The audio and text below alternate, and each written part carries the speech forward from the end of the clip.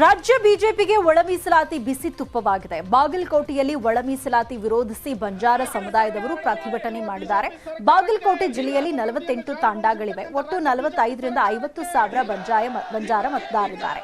ಬಿಜೆಪಿಗೆ ಮತ ಹಾಕದಂತೆ ಸಭೆಗಳ ಮೇಲೆ ಸಭೆ ಮಾಡ್ತಿದ್ದಾರೆ. ಅಲ್ಲದೆ ಬಿಜೆಪಿಯ ನಾಯಕರಿಗೆ ಗ್ರಾಮಗಳಿಗೆ ಪ್ರವೇಶ ಇಲ್ಲ ಅಂತ ಬ್ಯಾನರ್ ಹಾಕಿ ಆಕ್ರೋಶ ಹೊರಹಾಕ್ತಿದ್ದಾರೆ. ಶಿವಮೊಗ್ಗದ ಮಲವಗೊಪ್ಪದಲ್ಲಿ ಬಂಜಾರ ಸಮುದಾಯದವರು ಬೃಹತ್ ಪ್ರತಿಭಟನೆ ನಡೆಸಿದರು.